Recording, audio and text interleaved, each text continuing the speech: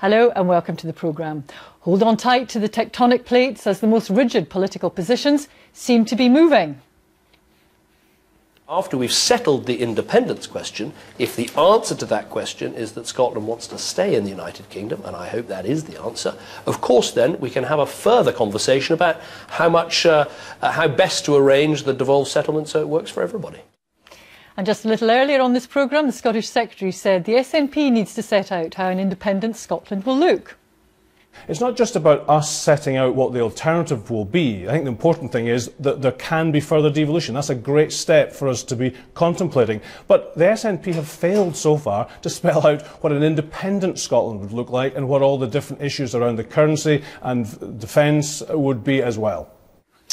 Joining us now from our Edinburgh studio is the former Labour Chancellor and MP for Edinburgh South West, Alistair Darling. Mr Darling, thank you very much indeed for coming in. Just looking at this issue of more powers. If Scotland does say no to independence in the referendum, what additional powers, over and above those contained in the Scotland Bill, do you think it might be appropriate to think about coming to Holyrood? I think the most fundamental one is that any parliament, in addition to having the power to spend money, should also have to take the pain of raising the money in the first place and making choices between what you spend your money on, how much tax you have to raise. You know, that's absolutely essential in my view. But of course, the prior question and the most important question that we really do need to decide, and I believe sooner rather than later, is actually, are we staying in the United Kingdom or are we leaving? That's the first question. Once you've answered that, then you decide, you know, what the consequences are.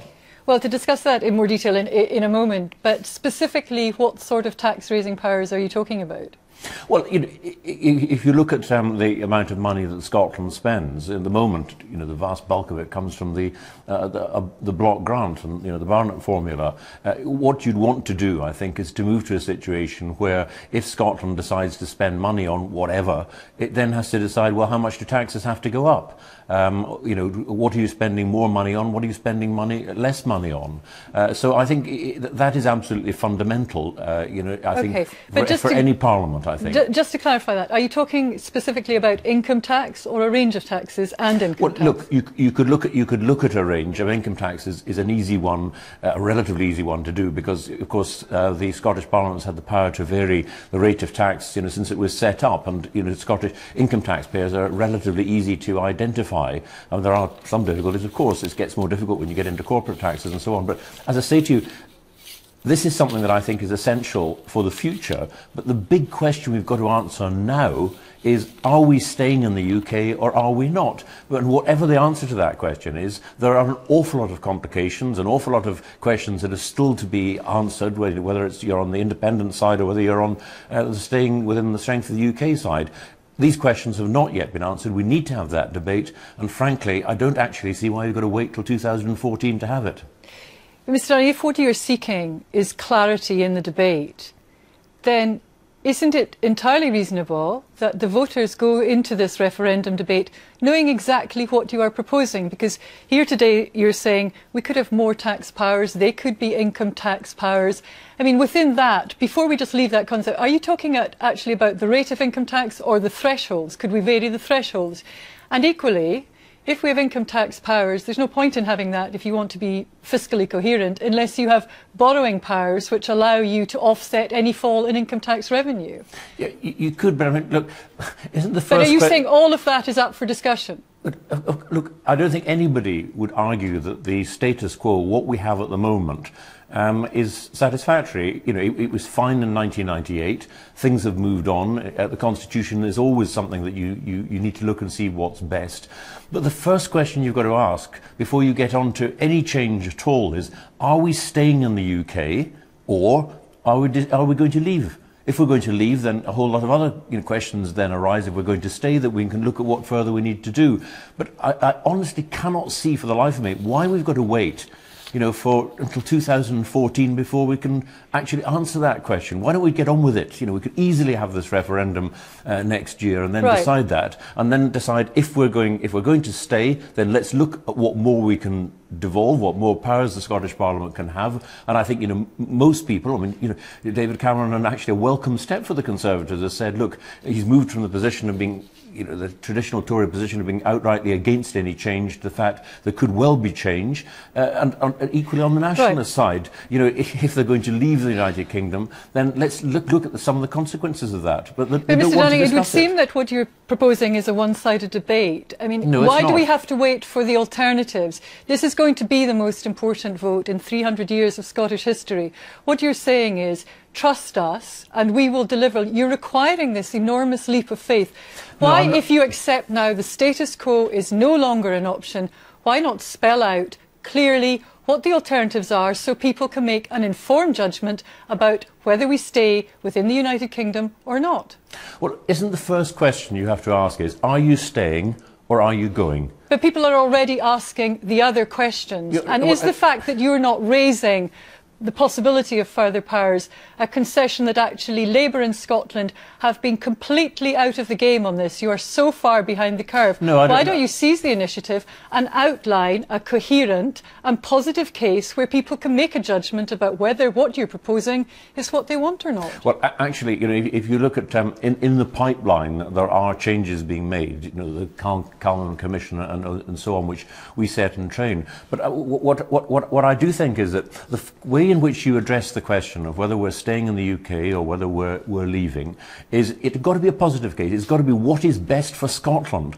And my answer to that question is Scotland will derive huge benefits from the strength of the UK, just as the UK has a huge strength through being in the European Union. You're part of a bigger country. You are part of something that is much stronger, and there's benefits that can flow from that. Now, but the first question you've got to ask, so far as the current debate is going on, is, are we staying in the United Kingdom or are we leaving? Now, we could easily have that question decided far, far sooner than Alex Salmond wants. I understand why he wants to put it off, because he doesn't think he can win at the moment. We need to answer that question now, and then once you've decided that, then you decide if you're staying, well, what more powers does the Scottish Parliament need that is best for Scotland? If you're leaving, then, you then have to ask all sorts of difficult questions, to which at the moment there are, pretty vague answers. So we need to get that discussion now. If, as you want, Scotland says no to independence, what kind of political leverage do you really imagine Scotland would have in going to Westminster and asking for more powers after a no vote in Scotland? It would have no leverage at all, would it? I think it would, because there is, in a way that it was unimaginable even a year ago. I think there is a consensus amongst all the political parties, and more importantly, in some ways, amongst Scotland itself and in other parts of the UK, that the settlement reached in 1998 is not what we want at the moment. We need to move on from that. People fully understand that, and of course, there's going to be a lot of debate as to what you devolve or what you don't, and what the arrangements might be. But the first question, I'm sorry to keep coming back to this, is that I understand fully why the nationalists don't want they want another option on the table to sort of muddy the waters here. Let's answer the question, are we staying or are we going? Once you've answered that question, then then there does need to be an immediate debate about what further powers the Scottish Parliament needs and so on. And remember, whilst all this is going on, an awful lot of people in Scotland who are facing losing their jobs, who are worried about their children or their grandchildren and so on, it's the economy. That's the thing that actually matters. These are the big questions, but let's get this constitutional question decided once and for all. It's been raised now. Let's put it to the people and let the people decide. And then, the politicians have to get on with it and do what they need to do as quickly as they can. So, Mr Darling, what message does Joanne Lamont, as leader of Scottish Labour, have to give to the Labour conference in a few weeks then, fairly briefly if you don't mind, and clearly? What's the message she has to get out? Well, I think the message is very clear. It's got to be about, it's about the difference that a Labour administration can make in the local authorities, which are coming up for election in May, the difference that we make in Scotland, and the powers that the Scottish Parliament already has in relation to training, in relation to education, in relation to our universities and so on. It's a very powerful message. Labour can make a difference. And on the Constitution, yes, we have moved, yeah, we needed to move, but on the fundamental question, we are much, much stronger. We will be a far better nation within the United Kingdom than we would by breaking ourselves apart from that. It's a very powerful message, and I'm quite sure she'll make it. Alistair Darling.